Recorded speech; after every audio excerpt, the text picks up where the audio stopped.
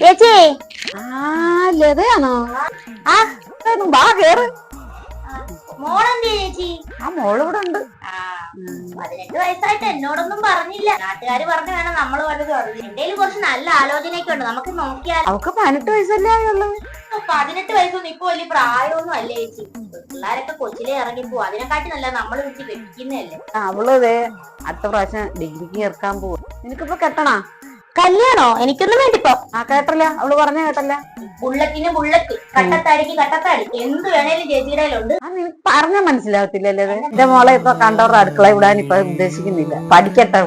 കേക്കുന്നതല്ലേ ഒരേ സ്ഥലത്ത് പാമ്പ് കൊത്തി തീ പിടിച്ച് ഇതൊക്കെ ഒരേ സംഭവങ്ങളൊക്കെ കേൾക്കുന്നതല്ലേ. ഓക്കെ, ഒരു ജോലി ആകട്ടെ. ഇന്നത്തെ കാലത്ത് ഒരു ജോലി ഇല്ലെങ്കിൽ പറ്റത്തില്ല. അവള് പറയട്ടെ, അവള് പറയുമ്പോ നമുക്ക് ആലോചിക്കാം.